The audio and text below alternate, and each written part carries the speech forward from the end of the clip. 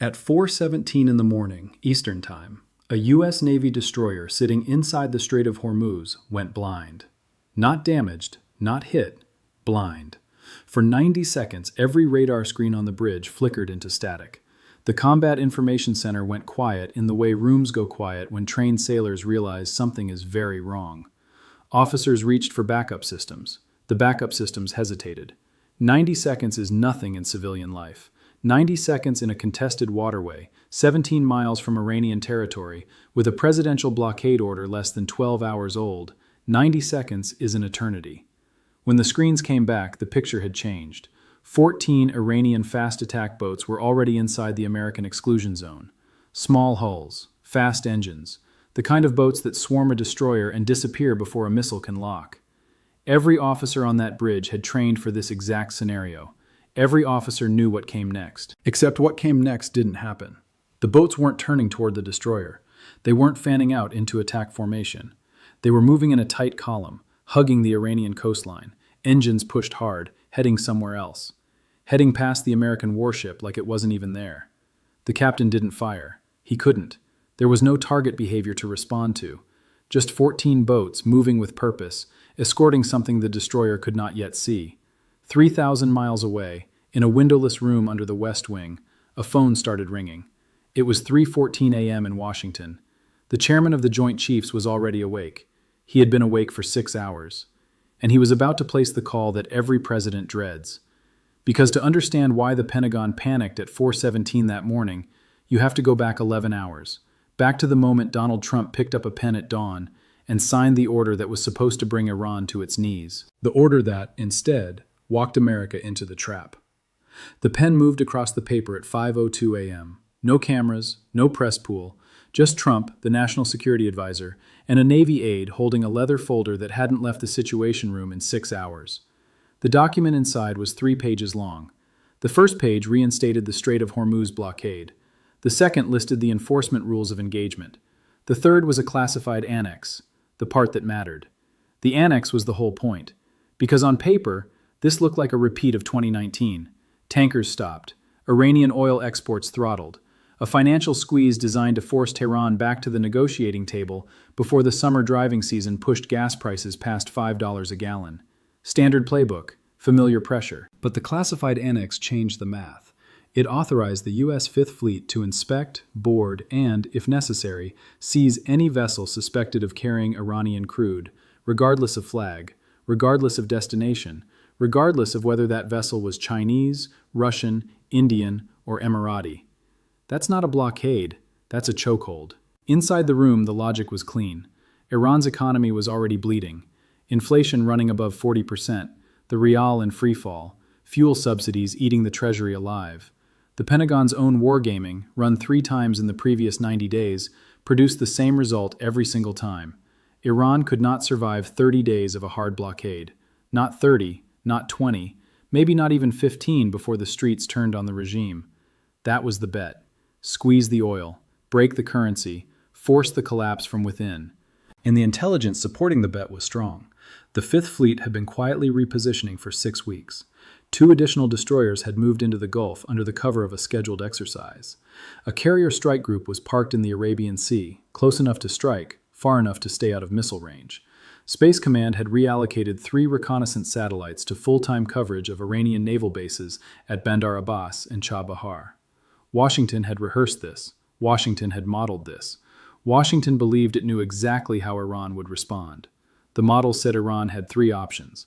Option 1, mine the strait, forcing the U.S. to escalate publicly and eat the diplomatic cost. Option 2, launch a limited attack on a Gulf tanker, giving Trump a pretext to strike and giving Tehran a rally around the flag moment at home. Option 3, fold quietly, come to the table and negotiate under duress. Every option was a losing option for Iran. Every option ended with American leverage intact. At 5:04 a.m., Trump handed the pen back. The order was live. The National Security Advisor picked up the secure line to CENTCOM.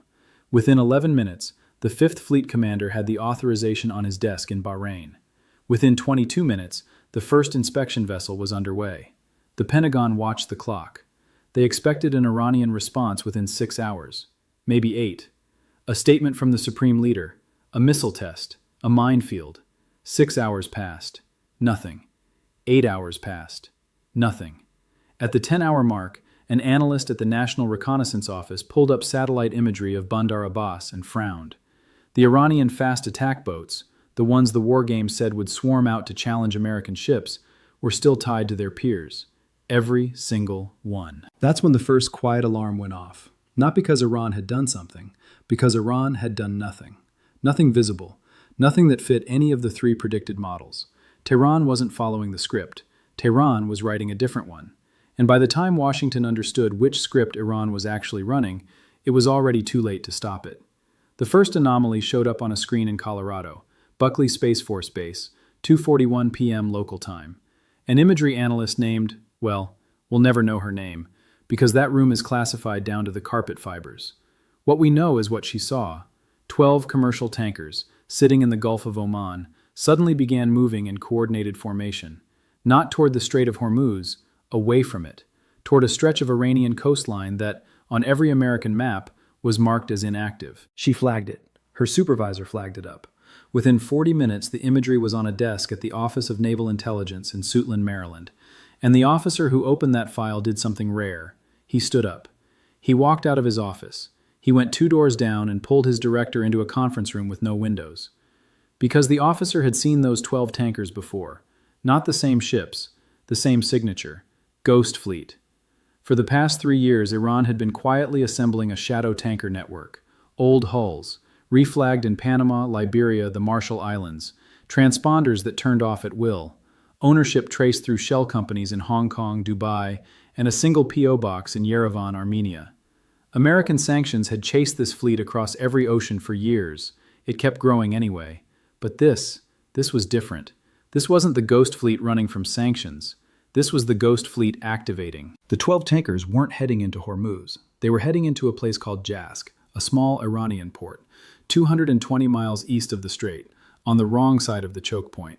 And that's when the O&I officer understood what Tehran had built. Iran wasn't going to fight the blockade.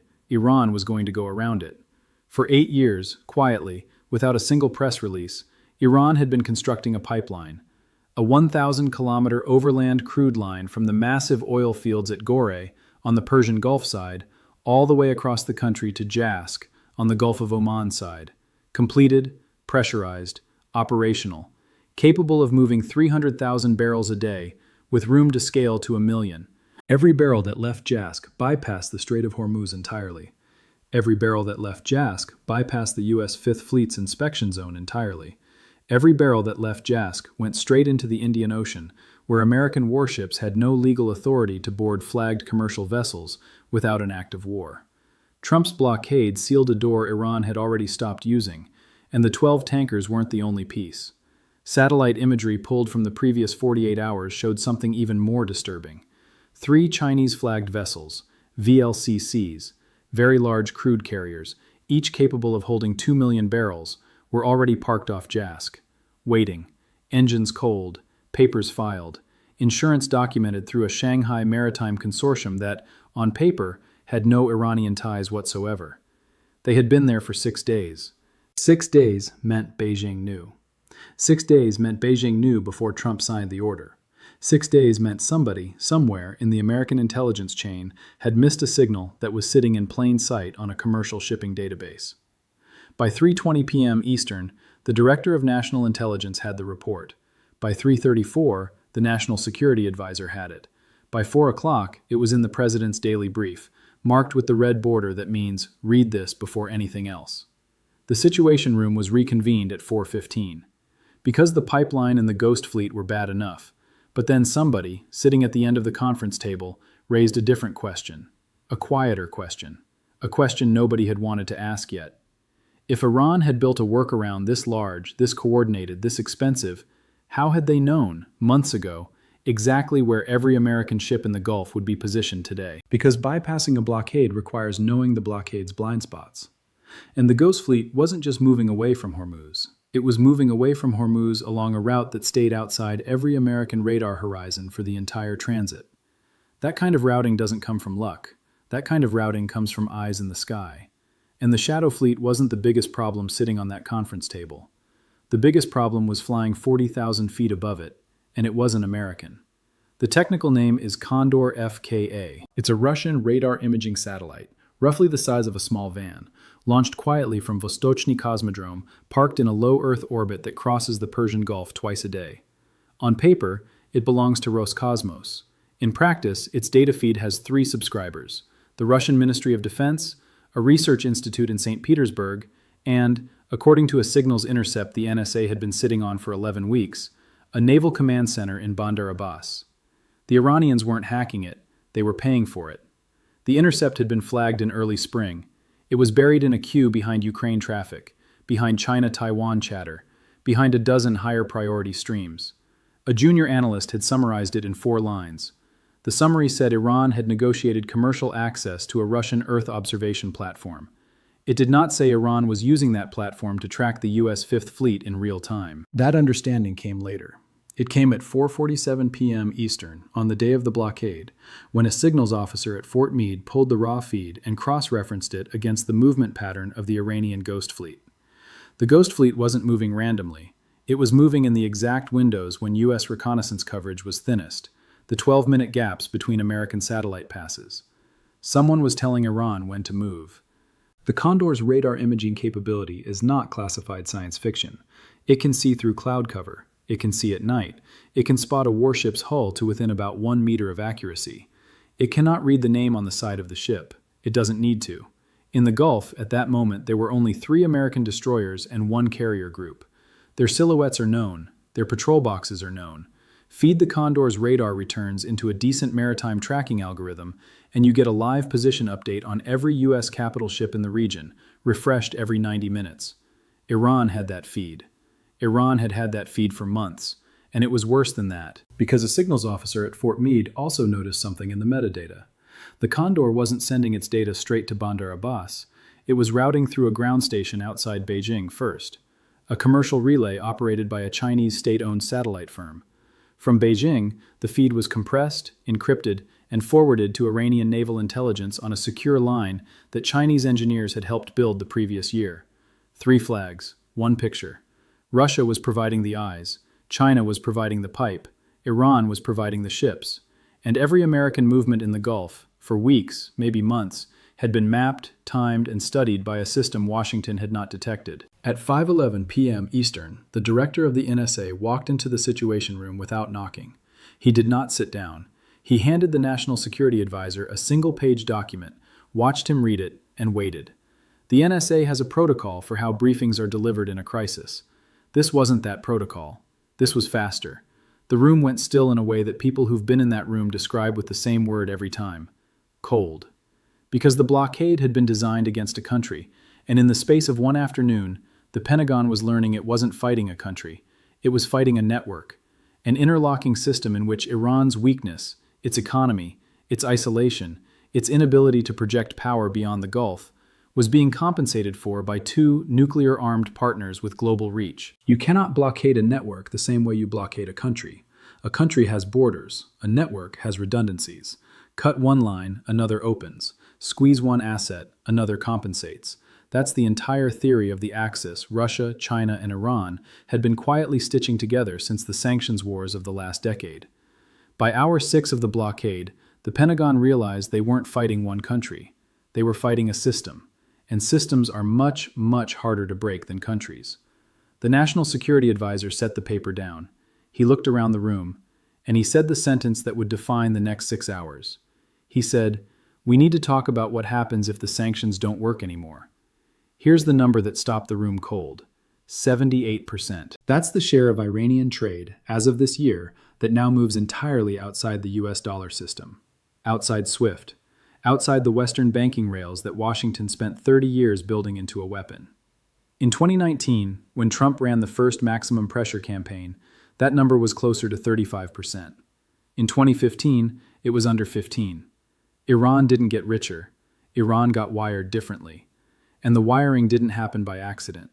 It happened because, for 6 years, while American attention was fixed on Ukraine, on Taiwan, on inflation, on elections, on domestic culture wars, 3 countries were quietly building an alternative financial architecture designed for exactly this moment. The pieces are boring individually.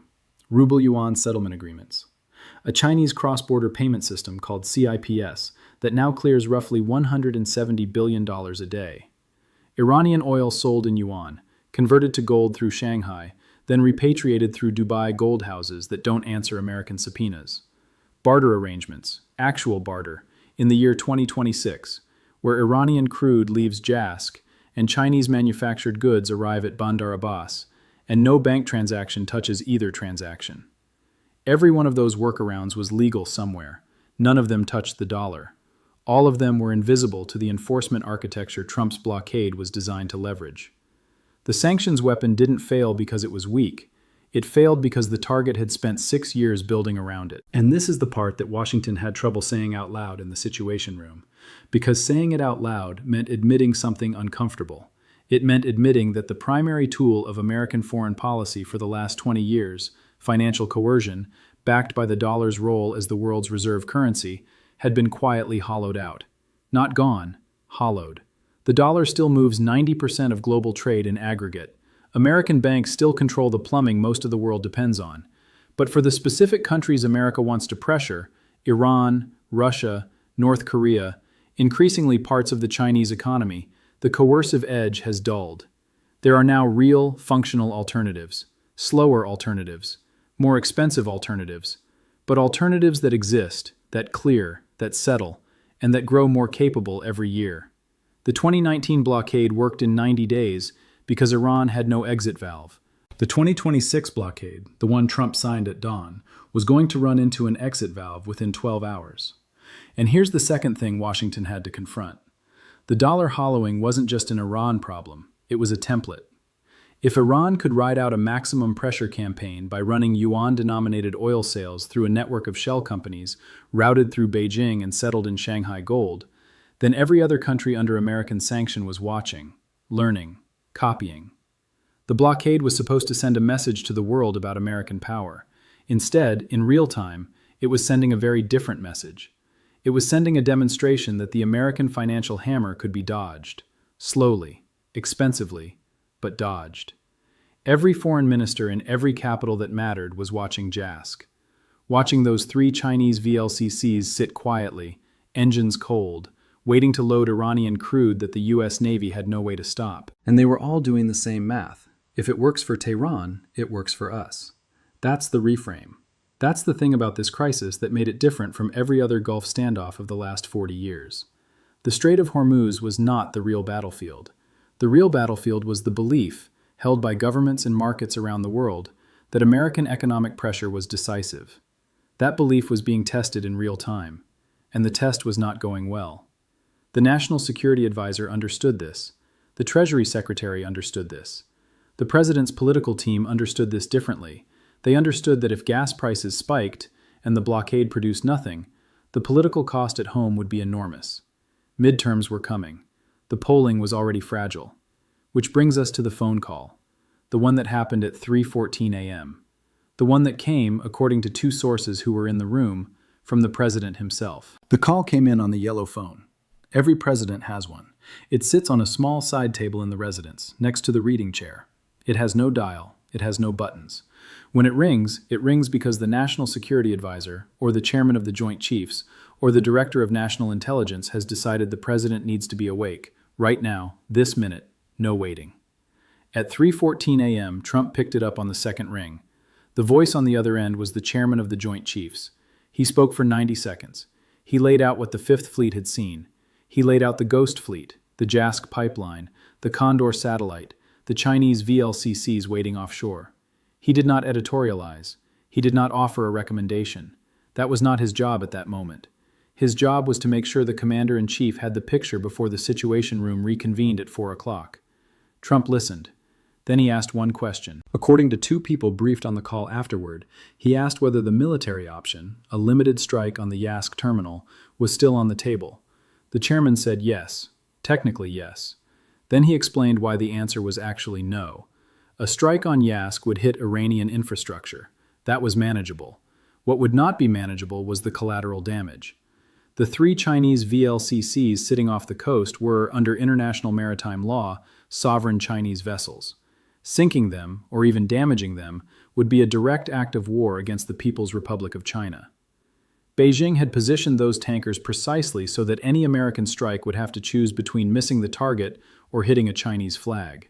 That wasn't an accident. That was chess. And there was a second problem. The Condor satellite feed meant that any American strike package launched from the carrier group would be tracked from the moment the jets left the deck. Iranian air defenses, upgraded quietly with Russian S-400 components in the previous 18 months, would have a 9 to 12-minute warning window. Not enough to stop the strike, enough to guarantee that the strike package took losses. American losses, pilots, aircraft, body bags on cable news within 6 hours. The chairman finished. There was a pause on the line. Trump asked the second question. Could the blockade be quietly widened to intercept the Chinese VLCCs before they reached Jask? The chairman said the Fifth Fleet had the physical capability. He said the legal authority did not exist. He said boarding a Chinese-flagged vessel in international waters without a declared state of hostilities would be treated in Beijing as the opening move of a naval war. The Pacific Fleet was not postured for that war. The Seventh Fleet was not postured for that war. American shipyards had not produced enough hulls in the previous decade to fight that war on 2 oceans simultaneously. The military option was there, every version of it lost. At 3:32 a.m., Trump hung up the yellow phone. He got dressed. He walked down to the Situation Room himself, which is not standard, and which is the detail every staffer who was there remembers most vividly. Presidents usually receive the room. Trump walked into it. The room stood. He sat. He looked around the table. And he asked the question that every crisis president eventually has to ask. He said, "Tell me what happens if we do nothing." The Treasury Secretary answered first.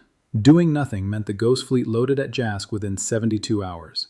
Doing nothing meant Chinese state media had a global propaganda victory by the weekend. Doing nothing meant every sanctioned country on earth got a working template for how to survive American pressure. The National Security Advisor answered second. Doing nothing meant the credibility of the blockade, the credibility of American deterrence in the Gulf, took a hit that would not be recoverable in this administration. The chairman answered third. Doing something with the tools currently available meant American casualties, a Chinese countermove somewhere else on the map, and a war Washington was not prepared to fight. 3 answers, 3 losing options. By hour 10, Trump had a decision to make, and every choice was a losing one. The terror wasn't the boats. It wasn't the pipeline. It wasn't the Chinese tankers. It wasn't even the Russian satellite feeding coordinates into Bandar Abbas. Those were tactical problems.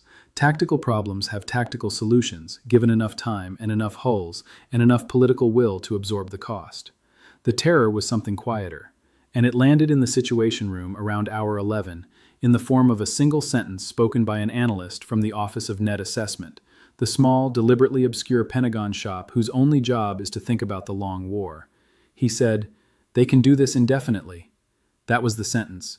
That was the thing that changed the color of the room. Because every American pressure campaign against Iran, going back to 1979, had been built on one unspoken assumption.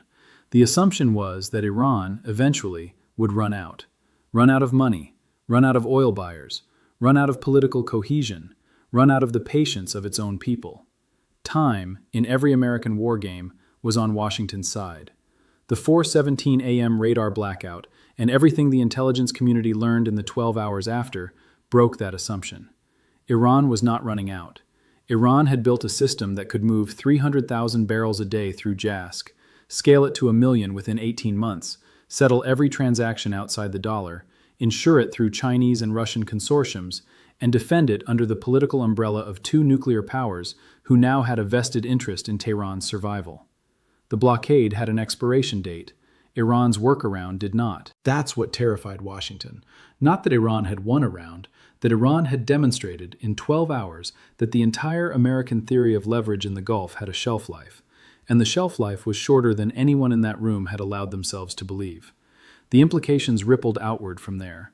If leverage in the Gulf was expiring, then leverage over the Iranian nuclear program was expiring. If leverage over the nuclear program was expiring, then the only remaining tools to stop an Iranian bomb were diplomatic concession or military strike. Diplomatic concession meant a deal on Tehran's terms. Military strike meant a war that would draw in China and Russia in ways the previous decade of planners had assumed were unthinkable. Every branch of the decision tree ended in a place Washington did not want to go. And there was one more piece, the piece nobody in that room said out loud, but everyone at the table understood. The blockade had been a test of whether the old American toolkit, carriers, sanctions, dollar dominance, alliance pressure, still worked against a mid-sized regional power backed by a determined coalition. The test had produced an answer. The answer was no. Not quite. Not with adjustments. No. By hour 12, the president had ordered a quiet de-escalation. The inspection boardings were paused. The Fifth Fleet held station. No public announcement was made. No press conference. No tweet. The blockade officially remained in effect, on paper, exactly as signed at 5:02 a.m. the previous morning. In practice, the teeth had been pulled, because there was no version of enforcement that did not lead somewhere worse. The White House called it a strategic pause. The Pentagon called it a reassessment. The people who were actually in the Situation Room, when they described it later to the handful of reporters they trusted, used a different word. They called it a wake-up. And that changes everything about what comes next. Here is what this means for you. The Strait of Hormuz still moves roughly 20% of the world's oil. Every gallon of gas you pump this summer is priced, in part, by what happens in that waterway. And what happened in those 12 hours, the blockade that quietly stopped biting, the pause nobody announced, is going to show up in your life in three ways. First, in prices. Not immediately, slowly. Because the market now knows that American pressure on Iran has a ceiling, the risk premium on Gulf oil resets. Traders adjust. Refiners hedge differently. Over the next year, that filters into pump prices, into heating bills, into the cost of everything that moves on a truck. Second, in the dollar. The demonstration effect of JASC, the Ghost Fleet, the yuan settlements, the Shanghai gold conversions, is now a case study in every finance ministry from Brasilia to Riyadh. Nobody is dumping dollars tomorrow. But the slow migration away from dollar dependence, which has been happening quietly for a decade, just got a working proof of concept. Third, in power.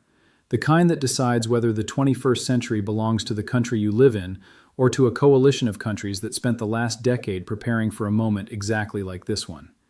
The Gulf was the proving ground. The result is now known. Trump's blockade was supposed to remind the world who ran the waterway. Instead, it revealed who no longer did. That's the story. That's what those 12 hours actually meant.